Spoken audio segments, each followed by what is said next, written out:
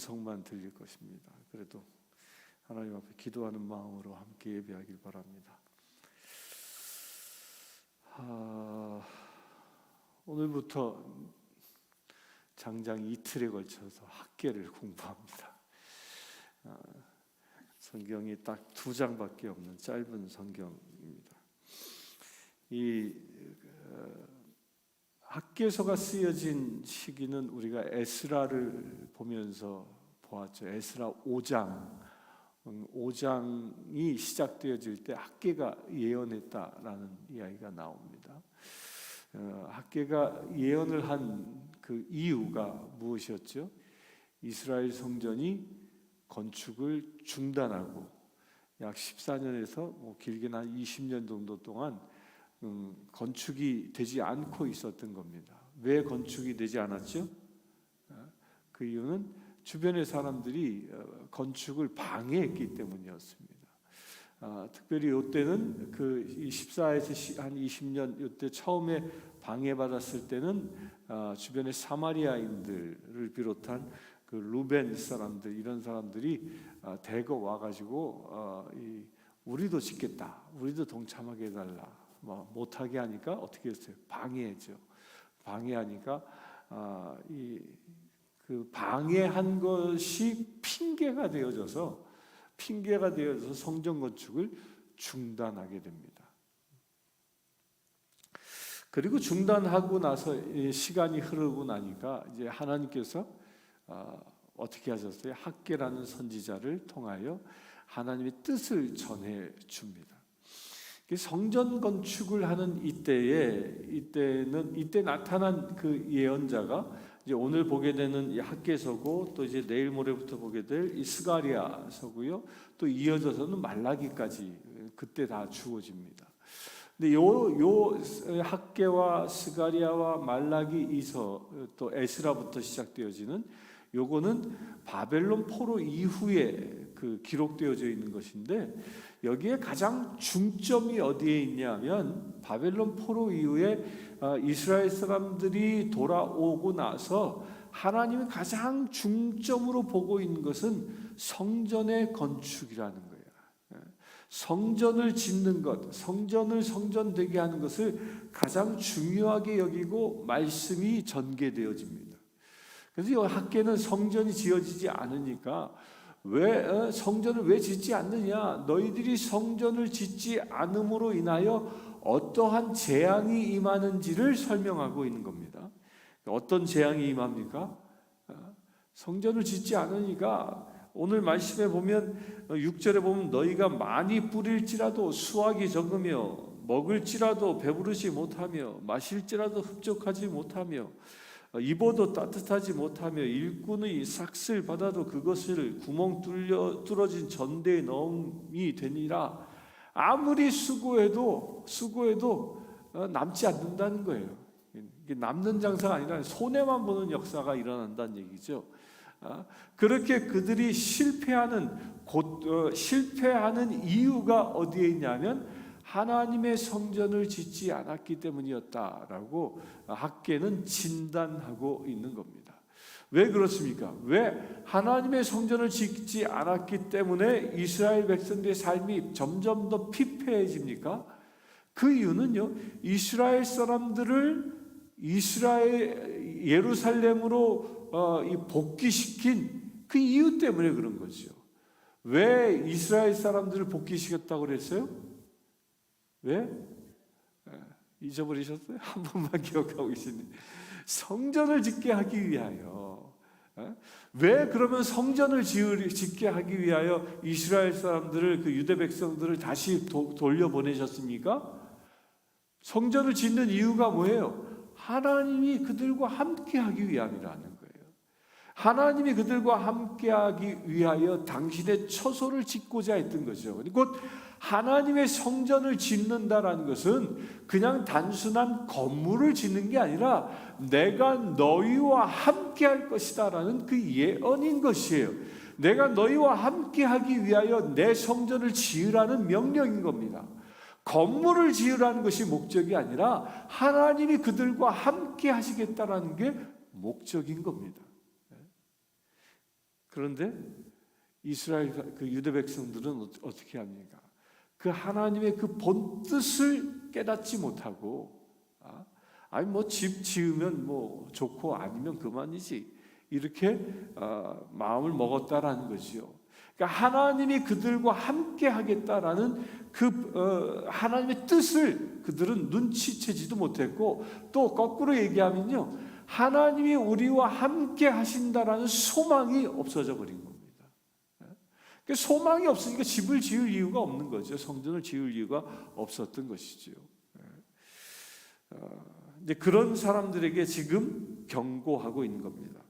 그 어떤 경고를 하고 있습니까? 4절에 보면 성전이 황폐하였거든 너희가 이때 판벽한 집에 거주하는 것이 옳으냐? 우리 에스라서에 봤죠. 판벽한 집이 뭐라고 그랬어요? 호화로운 집. 호화로운 집을 짓는데 자기 집을 호화롭게 지으면서도 성전을 짓지 않는 그 이스라엘 사람들에 대하여 책망하고 있는 겁니다. 이 말씀은요, 한국에서는 이 성전을 짓기 위한 부흥회를 하잖아요. 뭐 그 개척교회로 빌딩 상가에서 있다가 상가에서 한 교인들이 좀 늘어나면 우리 이제 성전을 지읍시다. 이제 성전을 지으려고 이제 작정하잖아요. 그럴 때 꼭 하는 게 있어요. 뭐예요? 부흥사를 초청해가지고 우리가 성전을 지어야 됩니다. 그래서 막 부흥회를 막 3, 4일 뭐 일주일 막 하잖아요. 그때 부흥사들이 꼭 쓰는 이 성경이 이 성경입니다. 학개서 1장. 이 1장. 왜 너희는 하나님의 성전을 짓지 아니하고 너희 집 짓는 데만 골몰하냐, 이렇게 책망하죠. 그래서 성전을 짓는데 헌신하도록 이 촉구합니다. 근데 그게 잘못됐다라는 건 아니에요. 잘못됐다는 건 아니지만 그런 면에서 하나님의 새 성전 교회 건축을 위해서 이 성경이 많이 쓰여지다 보니까 뭐 그 핵심을 놓치는 바가 있습니다. 그 핵심을 무엇을 놓쳤냐면 성전을 짓는 이유를 놓치는 거예요. 성전을 짓는 이유가 뭐예요? 짓는 이유는 하나님이 거하시기 위함이라는 거예요. 하나님의 임재함 때문에 성전을 짓는다는 것입니다. 이것은 우리에게도 마찬가지입니다. 이 성전이 존재하는 이유는 뭐죠? 우리 교회가 존재하는 이유는 하나님의 임재 때문에 존재하는 것입니다. 하나님이 우리와 함께하고 하나님께서 우리의 예배를 받기 위하여 이 교회가, 이 성전이, 이 예배당이 존재하는 거예요. 이 예배당은 사람들의 유희를 위해서 존재하는 게 아닙니다. 물론 선교의 목적으로 그 사람들을 초청하기 위한 할 수는 있습니다. 그러나 궁극적인 목적은, 여기에 사람들이 모이는 이유는 뭐예요? 여기에 계신 하나님을 만나기 위함이라는 거예요. 이게 초점이 맞춰져 있어요.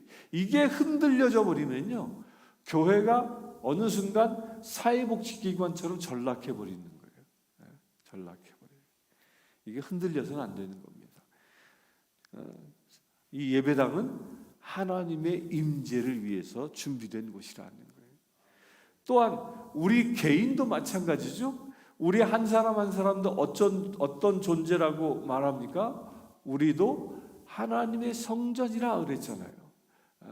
우리 안에 주님이 임하여 계신 성전입니다.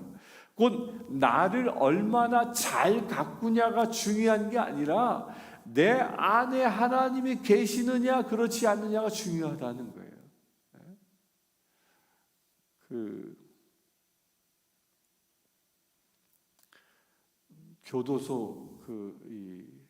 교도소에서 박효진 장로님인가요? 박효진 장로. 그 교도소에서 교도관으로 일생을 사시고 헌신했던 분인데, 그 박효진 장로님이 이런 얘기를 하더라고요. 사람이 어느 곳에 있느냐에 따라서 그 사람에게 있느냐에 따라 그 지역에 있는 귀신이 그를 장악해 버린다는 거예요. 상당히 일리 있는 얘기를 합니다. 교도소 감방들이 있잖아요. 감방들이.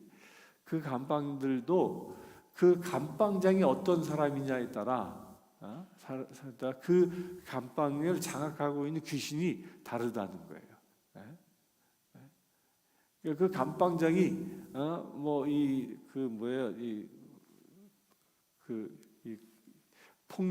폭력배가 감방장이면 거기에 그 폭력배 폭력을 일으키는 그런 귀신이 그를 장악하고 있고 그 방에 거기다 영향을 받는다는 거예요. 또 이 감방장이 이 강간범이 감방장이 됐다. 그럼 그런 영향을 받는 거예요. 음란하기 그지없는 걸로. 그러니까 그 지역에 그 지역을 장악하고 있는 신에 따라서 사람이 영향을 받는다는 겁니다. 마찬가지입니다. 우리 안에 하나님이 계시면 내 안에 하나님의 영향을 받고 살아가는 것입니다.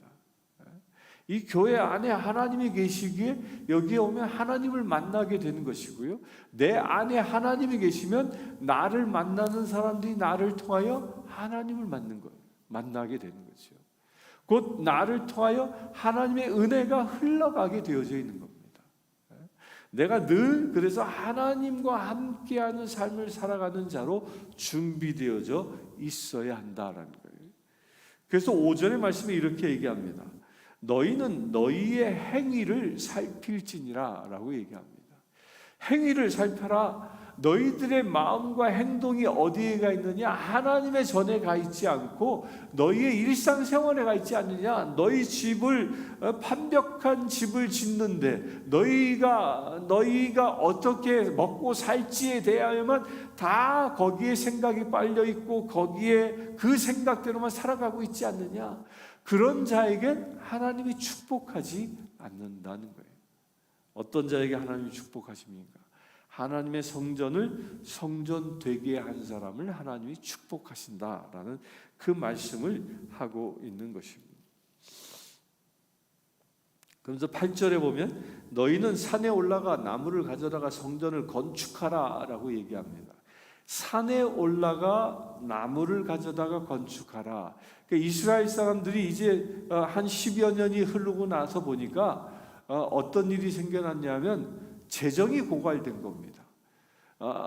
그 고레스 칙령에 의하여 성전을 지으라라고 명령을 받고 왔을 때는 고레스가 어떤 칙령을 내렸어요. 성전을 짓는 데 필요한 모든 재정을 다 주었잖아요. 그런데 이 사람들이 한 10여 년 지내고 나니까 다 까먹어버린 거예요. 그걸 어디다 까먹었을까요? 자기 집 짓는데 다 사용해버리고 만 거지요. 이걸 뭐라고 그래요?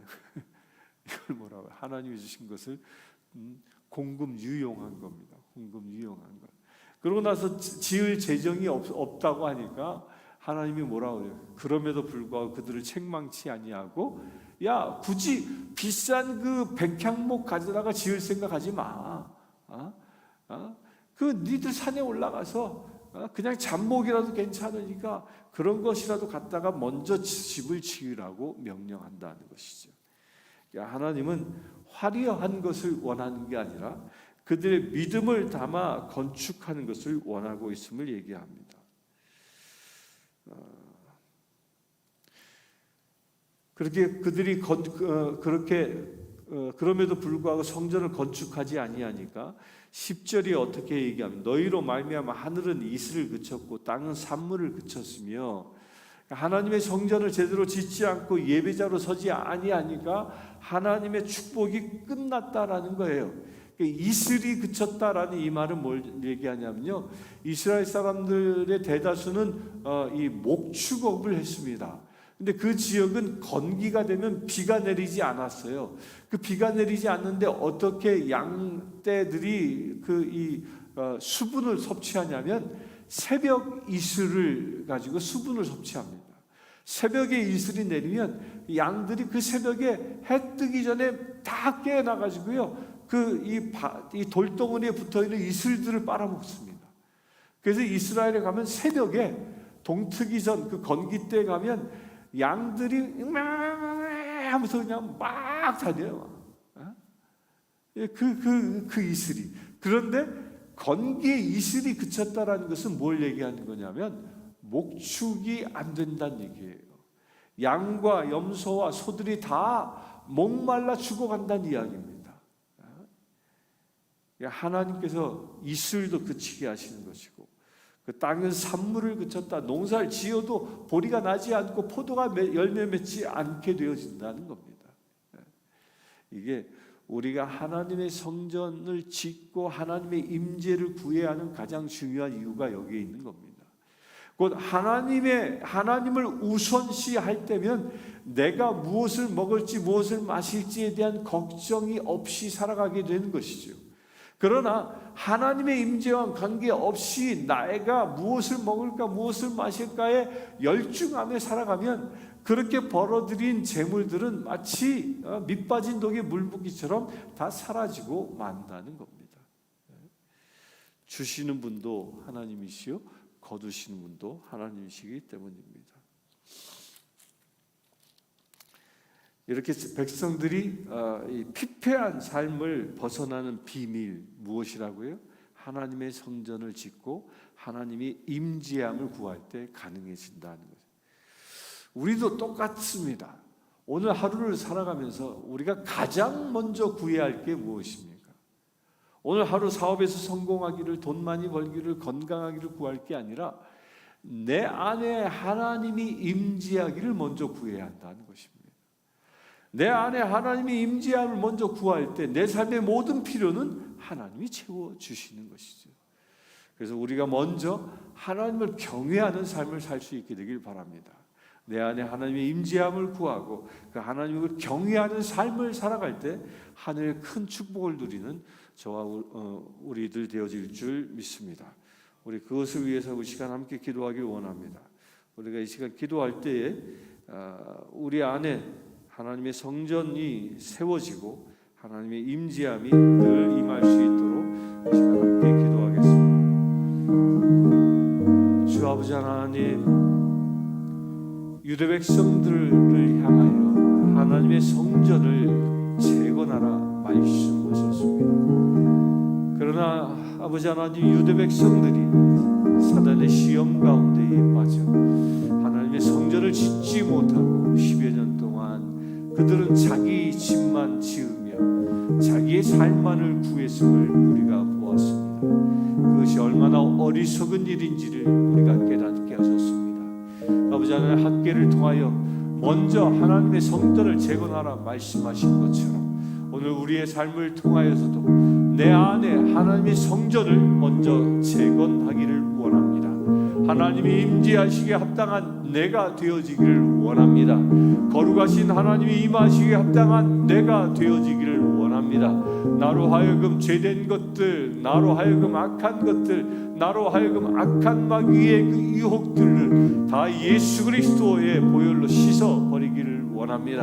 그래 아버지 하나님, 정결한 내가 되어져 정결한 주의 백성 되어져 정결한 주의 성전 되어지기를 원하오니 주여 우리 가운데 임하여 주시옵소서. 온전히 주의 영으로만 충만한 거룩한 우리 되게 하시고 오직 주의 나라와 의를 위하여 살아갈 수 있는 거룩한 내가 되게 하여 주시옵소서. 그래 아버지 하나님, 온전히 주님만을 높이며 주님의 거룩하심을 찬양할 수 있는 믿음의 새를 내어줄 수 있도록 아버지 축복하여 주시옵소서.